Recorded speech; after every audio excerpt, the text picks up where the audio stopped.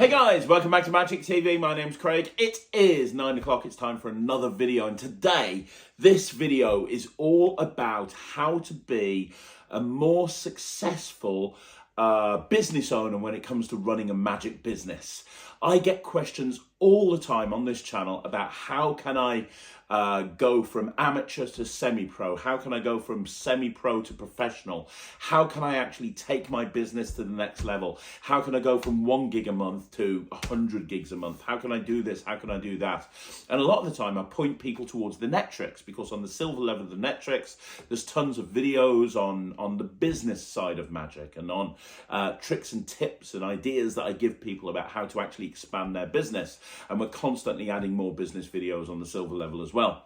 However, having said all of that, I do get a lot of people that ask me this question on YouTube. So I thought that the best way to deal with it would be to put together a few tips and tricks that you can use and you can plug into your business to make you more successful as a magician. Now, this could be, this advice will work for anybody. If you've never performed in your entire life and you're wanting to go semi-pro, this is advice that you need to hear. If you're a full-time pro and you've been doing this for 40 years and you're not getting as many gigs as you used to because Yellow Pages has dried up and you don't know what to do, this will help you. If you're already getting a ton of work but you want to get even more work, this will help you. I promise you, if you follow, I've got a 15-point plan here. I've got really organized. I wrote it down. If you follow this advice and you follow all 15 of these points, you cannot fail to get more gigs. You cannot fail to have a more successful business. The only thing that would stop that from happening is if you don't implement these points. So I'm going to go through them right now. Anything beyond this, if you want to join the Netrix, I've got a ton of information on there about how to actually become more successful as a business owner when it comes to magic. But as for this video, let's look into the 15 things that you need to do to become more successful as a magic business owner. Okay, so the first point number one, treat your business like a business. This is really, really important. I see so many people that become full-time magicians and they just mess about. They're not actually treating their business like a business. You have to treat your business like a business. And what I mean by that is, get out the house. I remember when I first started in business and I first started becoming a full-time professional magician, and I used to get no work, and one of the reasons was I got distracted. I was a busy fool, and one of my business mentors, a guy called Doug Dorbury, he told to me, don't be a busy fool. But that's what I used to do. And what I mean by that is I'd wake up, I'd go down and I'd go and get breakfast and get a cup of coffee, and I'd sit in the living room and I'd watch some TV while I was having some breakfast, and then obviously you'd want to finish the TV program, so now you're at about 10 o'clock and you've done no work. And then what would happen? Well, my wife would ring me up and say, hey, you need to put the washing in. So I'd put the washing in, and while I was in there, I'd go check my phone and I'd have a look on Facebook, and that would lead to a YouTube video, and I'd get caught on YouTube, and before you know it, it's like 12 o'clock and I've not really done any work, but I've been messing around. And then obviously before I start work, I'm going to get lunch. So then I'm going to make myself some lunch, and then once I've made myself some lunch, I'm going to sit down and eat lunch. I may as well watch TV while I'm having lunch, and then I need to get my food to go down before I start working properly. So I'll just, I've finished watching TV. I'll go on Facebook again. Next thing I know, 2 hours later, you just end up getting nothing done. You can convince yourself that you've been busy all day, whilst in reality you've done nothing, right? So the way around that is to really be strict with your time and really treat your business like a business. The best thing I ever did was get a little office somewhere. It was like a broom cupboard sized office. But by getting that office, I had somewhere to go every single day. So there were no distractions. There was no TV. There was no nothing. I could just sit down. I could focus on running my business. And by the way, when I talk about running a business, you need to start thinking entrepreneurially. So you need to start thinking about stuff you can implement into your business to get even more work. You need to think about all the aspects of the business. Do you have a business bank account? If not, why not? Does all of the money that you ask for gigs get paid directly into your bank account? Stop taking deposits and start taking balances in full before the event. Stop taking cash in hand. Start paying yourself a wage every single month so that you can work out what your finances are, and you can set budgets for the individual areas within your business, so you know what you need to spend on marketing. You know how much you can spend on this and on that and the other. I'm not going to labor this point. The point is, treat your business like a business. Point number 2, have a good looking website. Have a really inviting, good looking website. Don't have a website that looks like it was created in 1980 or 1990. Always be updating the website. Having a website is so important. It is the front page to your business. You need to understand that you have to spend time and effort thinking about your digital footprint. What is the digital footprint? Well, it's what people find out about when they research you online. And make no mistake, people will research you online. When they're looking into magicians, they might find 4 or 5 websites. Once they find your website, if they like the look of you, they're going to look into you and they're going to figure out whether you're the right person for their event. And so you need to make sure that everything that appears online points to you in a very positive way. And it starts with your website. Think about who your target audience are. If you're a kids entertainer, it needs to be fun and vibrant, and it needs to be really colorful and that sort of thing. If you're a close-up magician, there needs to be, it needs to have a certain look to it. If you're a corporate magician, you need to have a look to it. And don't make it a jack of all trades website. Don't have, hey, I do kids parties, I also do corporates, and I also do this, and I also do that. You want to keep that separate. Somebody who's looking for a close-up magician, they're going to be put off if you are there going, hey, I'm also Chalky the Clown, or whatever it is. So have a website that's specific for the type of person that you're performing for. Think about your customer avatar. Now, what I mean by customer avatar is your ideal customer. Who is your ideal customer? What do they look like? What's their demographic? Because that will help you work out how to reach them from a marketing point of view, and it'll help create the website. If you know who your customer is, you know what your website needs to look like, because you need to attract that type of person. But having a good looking website is vitally important. Okay, point number 3, have lots of pictures on your website. That's also really, really important. It's the old expression, isn't it? A picture's worth 1,000 words, and it really, really is. But you want to have the right type of pictures. You don't just want to have lots of cheesy pictures of yourself in a headshot holding a pack of cards or something like that. People don't care less about what you look like. People don't care less about how well you can fan a pack of cards. What people care about is is whether you're the right person for their event or not. How do they decide that you're the right person for the event or not? By looking at the reactions that people have to your magic. And again, it comes back to what I was saying in point number 2. If you are positioning yourself as a wedding magician, for example, you need to make sure that all of your photos are of you performing at weddings. Because if they see photos of you performing at a kid's party, or they see photos of you performing at a pub, that might not be you're painting pictures. The photos on the website are painting pictures in the visitors' heads, and you want to paint a picture. You want them to look at the photos on your website and go, oh my gosh, this is who I want. These are the reactions I want my guests to have. So if you're a wedding magician, having pictures of brides and grooms and bridesmaids freaking out, that's what you want. You don't want to have, I see so many people that include pictures of like people looking grumpy because that's all they've got. That's not a good picture. Go out and get good pictures. If that means that you have to go and do a free gig or something and take a photographer with you, then do it. But have lots of reaction shots from the type of gigs that you do. And yes, you want pictures of yourself, but really as a rule, it should be for one picture of you, there should be 5 pictures of people losing their mind at events, because that is what's going to sell you. That's what's going to help you paint pictures in the minds of the visitors that are coming to your website. You need to have lots of pictures of people going absolutely crazy. Point number 4, get a company show reel. These days, if you haven't got a show reel on your website, you're doing yourself a massive disservice because you're not keeping up with the Joneses.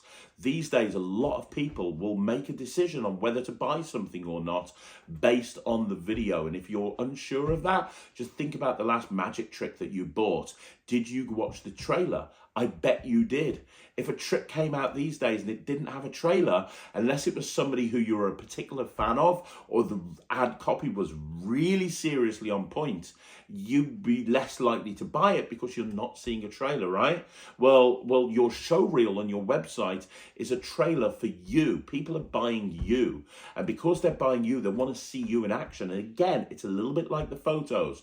They need to see you performing at the type of events that they want to book you for. If you are a kids entertainer and there's lots of video and your show reel has clips of you performing at close-up magic in bars, they're going to think that, well, hang on a minute, that's not the right thing for my event. I want a kids entertainer. Likewise, if someone's looking for a close-up magician and they see a picture of you modeling balloons or a video of you modeling balloons, that might not be the person that they're looking for, right? So you need to bear all this in mind. So if you look at my website, Nonstop Kids, and you look at the company show reel on the front page, it's all about kids entertainment and it's all about having fun and blah, blah, blah, blah, blah, and so on and so forth.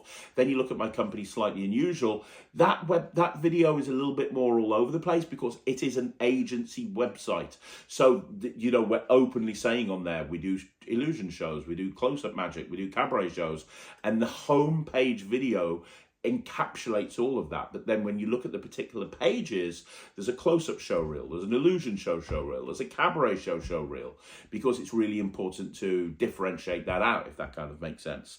But get yourself a show reel and get it of people. What you want is you want it very short. Don't make it more than a minute and a half, 2 minutes at the absolute most.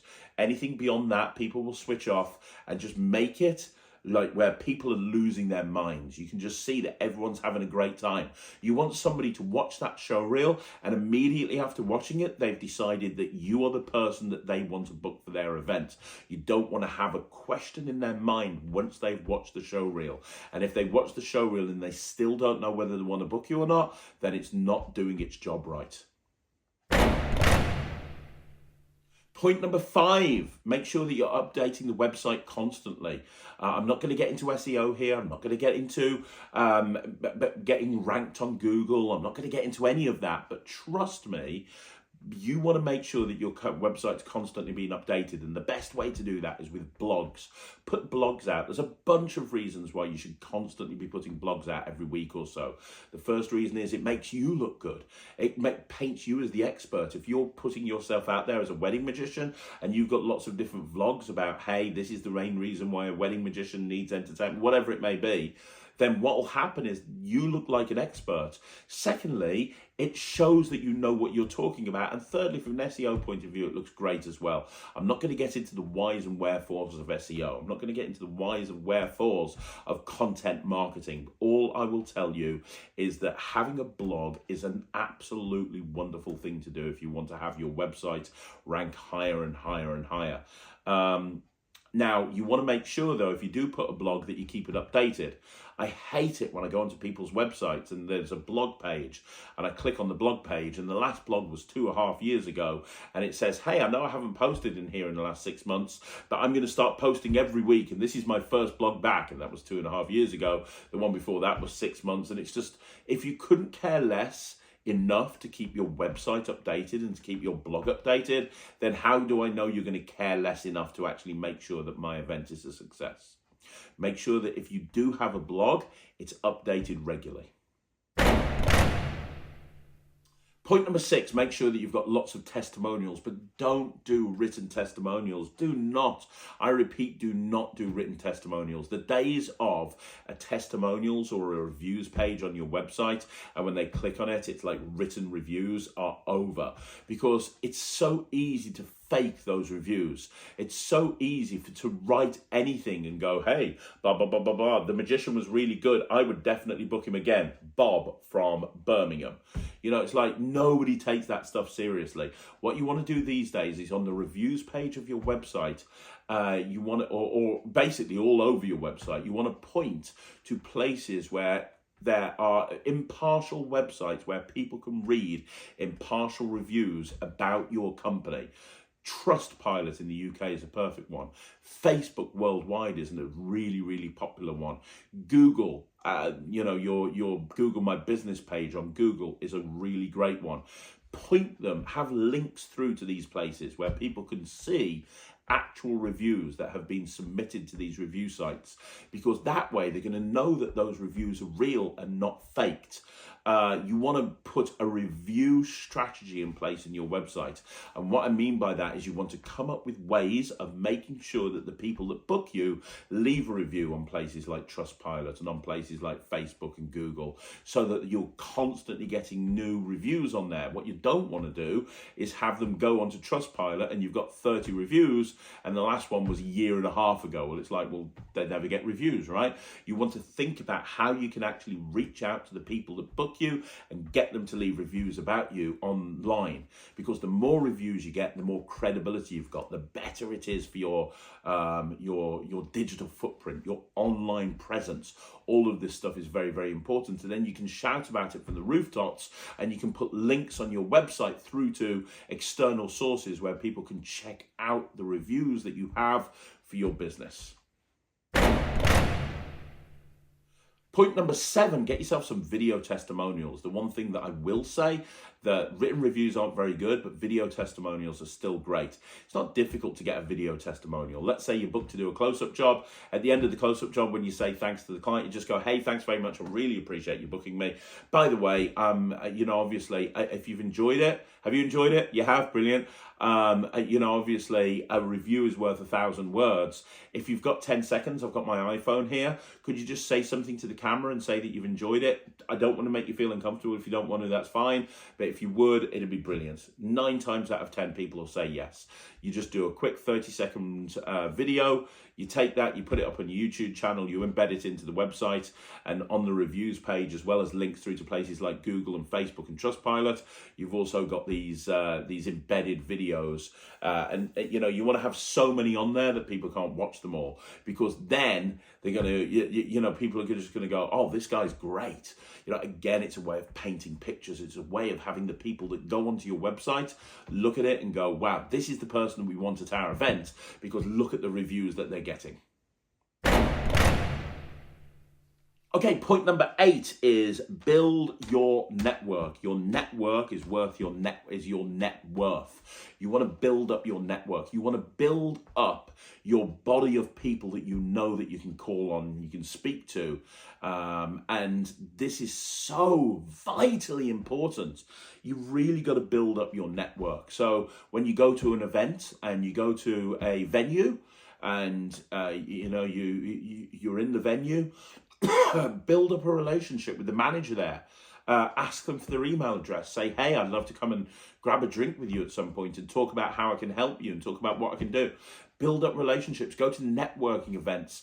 Make sure that you're building up your network. And don't look at the people that you're meeting and building up relationships with on face value, because it's not about who they know. It's not about who they are. It's about who they know. So, for example, you might go, oh, this person's a cleaner. I don't need their help. I'm just going to ignore them. But you know what? That cleaner might have a friend or might have a business partner or might have a family member who's like the CEO of a big entertainment company. You never know who they know. Building up your network and having more people become ambassadors for your brand, the better, because that way you're going to be able to leverage that network and you'll be able to use that network to be able to get more leads. And leads are the lifeblood of any business. Yeah, admin is important. Customer service is important. Sales is important. Sales strategy is important. There's all these really important things. But the bottom line is it all starts with marketing. If there's no marketing, there's no leads. If there's no leads, there's no inquiries. If there's no inquiries, there's no bookings, there's no sales, there's no income. You ain't got a business, you've got a paid hobby at best. So you want to make sure that you've got a business, you want to keep getting leads into the business. And one way to generate leads is to make sure that you build up a big network so you can leverage that referral marketing. Point number 9, master social media. Master social media. That is so vitally important. Look, I'll give you a couple of examples. I'm not the biggest fan, I say fan, I'm not the biggest Instagram person in the world. I don't do Instagram that much. But Ryland, he uses Instagram a ton. I guarantee you, Ryland gets more inquiries through Instagram than most magicians do, period. Like every day, because his mom manages his Instagram account every day and she forwards me any inquiries. Every day he's getting 3, 4, 5 inquiries, proper inquiries for gigs at the age of 10 coming through Instagram. Why? Well, he's got 16, 17,000 followers on Instagram. He posts on there almost every single day. He has thousands of views on his videos and his reels. He has hundreds of likes, thousands of likes. And he's not even a professional. Not really. I mean, he could be with the amount of gigs that he does, but he's a school kid, right? But he gets all of these inquiries and all of these offers for work purely because he's got this big following on Instagram.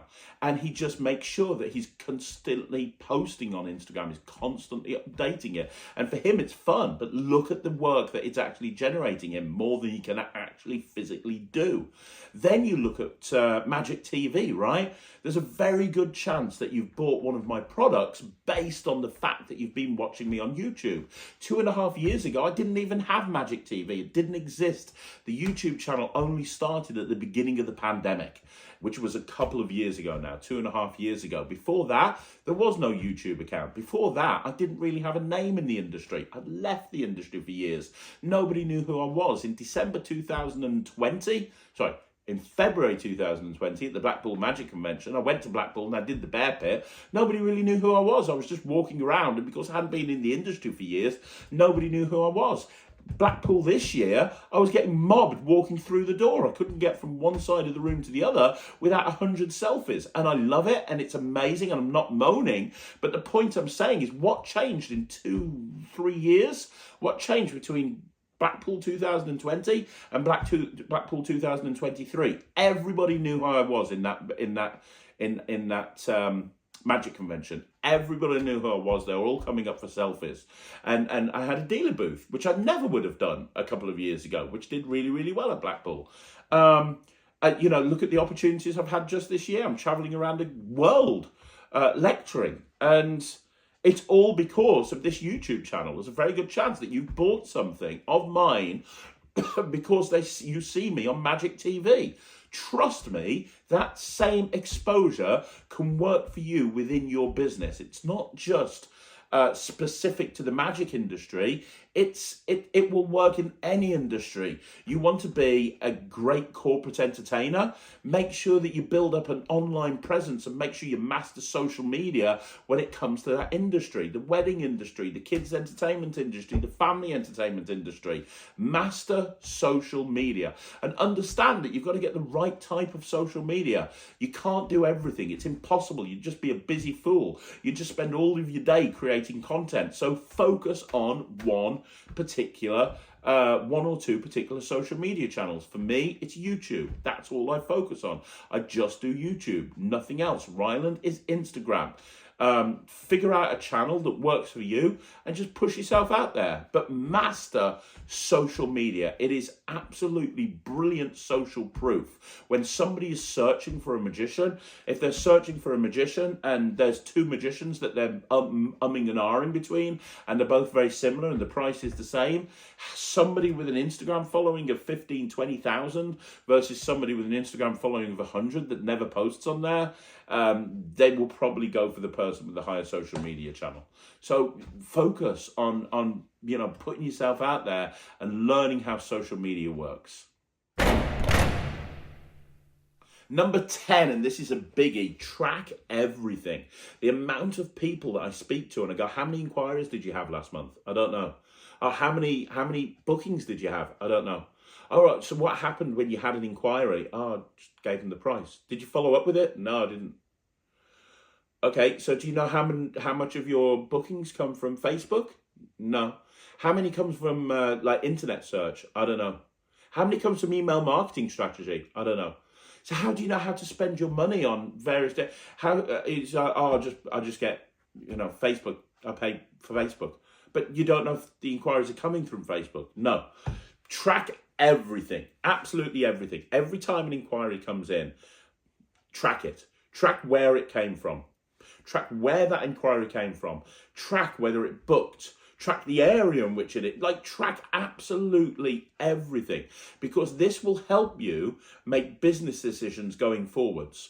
I mentor a business, or I did before the pandemic, which has nothing to do with magic. And he was convinced, he was spending a fortune on Facebook ads. And he was convinced that all of his work was coming from Facebook. When we actually broke it down, but he wasn't tracking anything. When I got him to track his inquiries for a 2-month period, 10% of his bookings were from Facebook. And yet 95% of the money he spent on marketing was going into Facebook. You don't know if you don't know. You need to track absolutely everything, because this will allow you to make better business decisions when it comes to budgeting, when it comes to marketing expenses and marketing costs and so on and so forth. It'll also tell you if you're going in for a lean month or not. If you're tracking your inquiries and you know that there's a particular time of the year where inquiries drop down, if they then drop down again the following year, you'll know that's because that's a particular time of the year where inquiries drop down. But if inquiries are dropping down at a time where it's normally busy, well, that's probably a bad situation, and you can look into why it's dropping down, and then you can try and fix it, right? So it's really, really important to understand all of your data, and that starts with you tracking every single inquiry. Tracking every single inquiry will also allow you to follow up with those people. So rather than just giving them a quote and that's it, you can follow up with them a few days later and say, hey, I gave you a quote a few days ago. Did you consider the quote? Is it still something you're looking for? The amount of time I've done that with inquiries, and I've rung them up a few days later and they've come back to me and said, yeah, actually, I'm going to book. And if I hadn't have called them, they wouldn't have done so. It's just that I had to give them a bit of a nudge. Track everything. Okay, point number 11, have a customer journey. What I mean by a customer journey is really sit down and think what the experience of a customer is, from inquiry through to booking, through to delivery of the service, through to after sales. Think about absolutely everything. And one of the ways that you can encourage getting more work, one of the ways you can encourage getting more business from the same people, or from word of mouth bookings and word of mouth, is by making sure that every single person that comes into your company from inquiry has an amazing experience. So think about every single step of the way. When somebody gives you an inquiry, what happens? Well, you get back to them. How quickly do you get back to them? How do you get back to them? Is it by email? Is it by phone? How many touch points do you have once they put their inquiry in?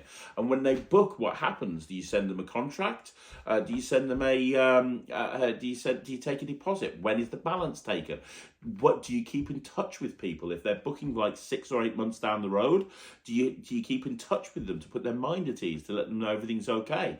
Do you send them anything before the event? Like without my kids' entertainment company, every single person gets a birthday party, gets a birthday card delivered, custom printed for the kid whose birthday it is, a couple of days before the event, saying, hey, blah, great. I hope I hope you're looking forward to your entertainment. We're looking forward to making sure that your party is amazing.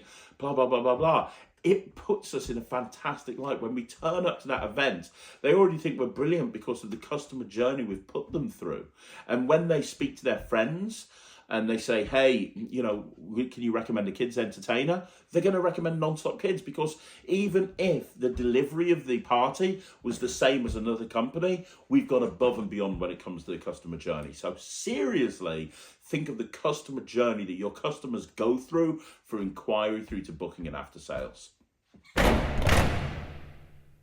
Point number 12 is to get help. Understand that you can't do all of this on your own. You need help. It's impossible to do all of this on your own. So get help. And I don't necessarily mean getting a member of staff in, although that's something that you want to do sooner rather than later. If you really want to take your business seriously, you're going to need a member of staff, because if you're going to be entrepreneurial, and remember I told you that you do need to be entrepreneurial, you can either work on your business or in your business. And if you're spending all of your time working in your business, you're going to have no time to work on your business. So getting help is really important, and it can start with just a virtual PA. What is a virtual PA? Well, a virtual PA is like a personal assistant, but they only bill you for the time that you're actually using them. And they could do anything from just answering phone calls to doing your accounts to sending sales emails back to your clients. You train them for whatever they want to do, and they just bill you for the time that you're using them. So, for example, have you ever been in a situation where you've lost a gig because somebody's called you or emailed you? You've been in an all-day gig and you've not been able to get to the phone. And by the time you've come out the gig, you've looked at the phone, you've realised you've had a phone call, you've rung them back or you've emailed them back, and they go, oh, sorry, I've got somebody now. And you feel really bad because you know you could have booked them, but they've gone somewhere else, right? Well, the way around that is to have a virtual PA. So if you're in a gig, for example, or you're taking your kids to the cinema and you're not going to be around for a few hours, you transfer your calls through to your virtual PA. And they know to answer the phone for you on your behalf, so that when a client calls you or emails you, rather than just being ignored, the phone call goes through to the virtual PA, or the email goes through to the virtual PA, who answers it and goes, hi, Craig Petty Magic, how can I help you? Oh yeah, Craig's not available at the moment. Can I take a message and get him to give you a call back? Yeah, brilliant, okay. Then they can email me or text me to let me know that I've got an inquiry that I need to deal with. Or if I've trained them, they can do it themselves. It's up to you how much your virtual PA does or doesn't do. But the amount of people that have suggested that they get a virtual PA, and when they do, it pays for itself like immediately. You're not going to be able to be majorly successful if you try to do everything yourself. You need to get help. Number 13, the 13th point is to level up. What I mean by that is educate yourself. You want to make sure that you're keeping abreast of all the modern marketing techniques. Don't fall behind everyone else because you don't know how to market yourself. I've lost count of the amount of people I speak to and they go, I want more work, but I know nothing about marketing. Oh, you know nothing about marketing, do you? Well, how about you pull your finger out and you actually learn something about marketing? That's just an excuse. It's an excuse to say you don't know anything about marketing. I didn't know anything about marketing, but you know what? I taught myself how to do it. And I got help and I followed these points that I'm going through with you. But level up. Go and educate yourself. You can do that online by watching YouTube videos. You can do it by going on, like online courses. There's a ton of them right now. I'm not saying go back to university, but it is really, really important that you level up. And it's really important that you learn more about running a successful business, both from a marketing, a customer service, a sales, an admin, accounting, bookkeeping. You want to make sure that you learn everything. And the way to do that is by going on online courses and spend part of your time learning and educating yourself to get better and give you that competitive advantage over any of your competition. Point number 14 is to have multiple income streams. That's really, really important. Think about how you can have multiple income streams. I've got multiple income streams in my business. So first of all, I've got my kids' entertainment company. That's number one. I've also got a party bag company, so that every single inquiry that comes through, we pitch them on having party bags. And if they do, we send party bags out. So I've got a party bag website as well. That's number two. I've got my Slightly Unusual, which is my entertainment agency for magicians and close-up and corporates and stuff like that. That's number three. Number four is I've got myself as a performer. So I go out and perform and I have my own website and so on and so forth. Number five, I'm a motivational speaker. I go out and I get booked, nothing to do with magic, but to go and speak to business owners about making more business and making more money. Six, I'm a mentor. I work with business owners, not necessarily magic, but I work with business owners to make sure that they get more business. And that's something that I do quite frequently. Seven, I release products to magicians. As you know, I've got products coming out all the time. That's an income stream. 8, YouTube. I get an income from YouTube all of the time. That's number 9. The Netrics. I've got income coming in for the Netrics. 10. I mentor people on the gold level of the Netrics. So I've got all of these income streams coming in, and there's more. Those are just 10 of them, but I've got all these income streams coming in. It's very, very important, because if something fails, like let's say, we're going into let's say we're going into a massive recession, and less corporates are wanting to book, because when you're in the middle of a recession, corporates can't be seen to spend as much money. Well, it doesn't matter, because I've got my kids' entertainment company. Oh, well, what happens if nobody's booking kids' parties? Well, I've got this, and I've got that, and I've got the other. You want to have multiple income streams. It's very, very important. But even though you have multiple income streams, don't be a jack of all trades and a master of none. Don't be that person that's like, right, I'm going to do this, I'm going to do this, I'm going to do this, and this, and this, and this, and this, and you're putting all of your effort into multiple projects, and all that's happening is you end up in a situation where you're running around desperately trying to stop plates from falling over.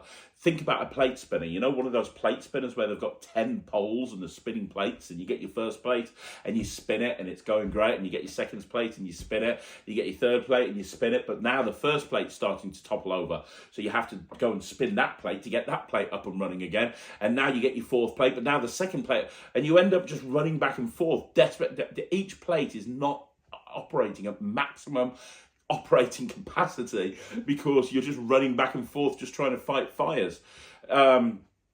You want to focus on one particular thing unless you've got help.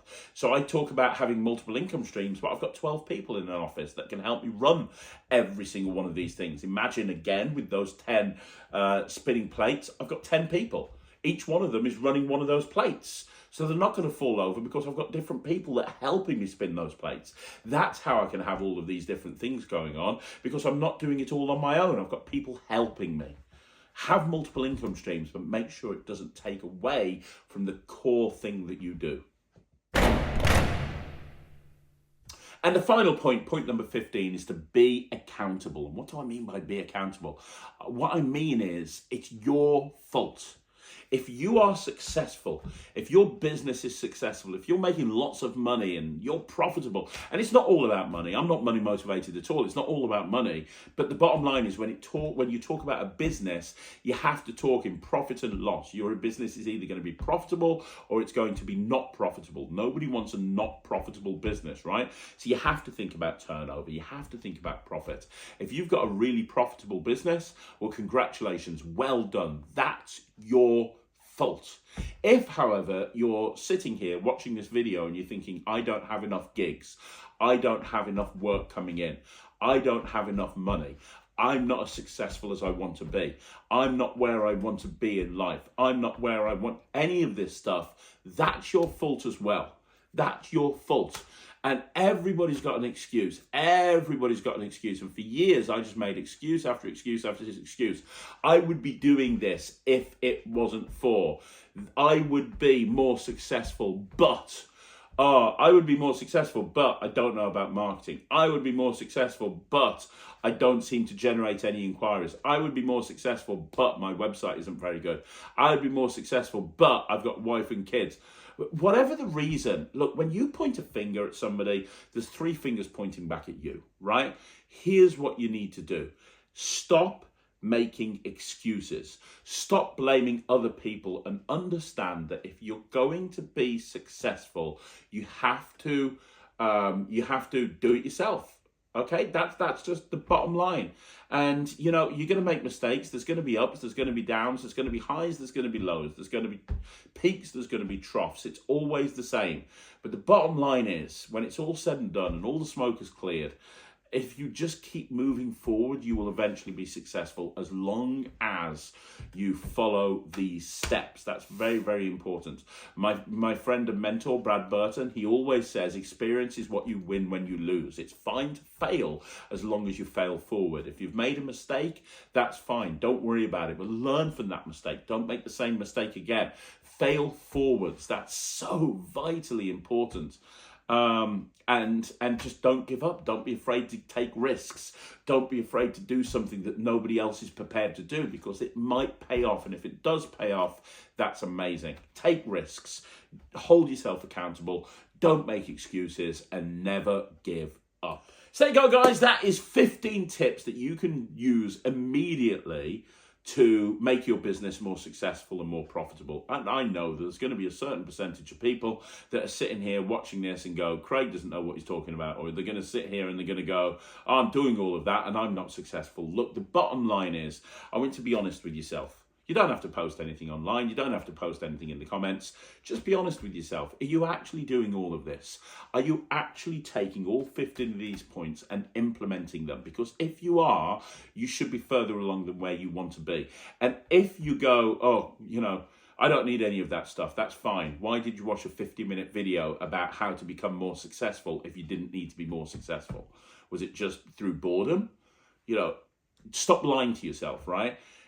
I promise you follow these 15 steps, you are going to become more successful. Whatever your definition of success is, whether it's profit or whether it's whatever it is, it doesn't matter. You will be more successful. And I promise you that there's nobody out there that's doing all 15 of these points, because if they were, they wouldn't be watching a video like this. Do me a favor. Let me know what you think in the comments down below. Let's get a dialogue going. Do you agree with me? Do you disagree with me? I'd love to know in the comments down below. Are you happy with where you are in business? Are you not? Are you planning on starting to become a professional magician soon? Has this video helped you? I'd love to know what you think. Don't forget, if you want to join the Netrix, you can do so. Go to www.thenetrix.com. That's www.thenetrix.com. It's the best deal in magic, guaranteed. I promise you there's so much content on there. It is insane. And I'm so proud of what we're achieving in the Netrix. I will see you again soon. Thank you very much for watching.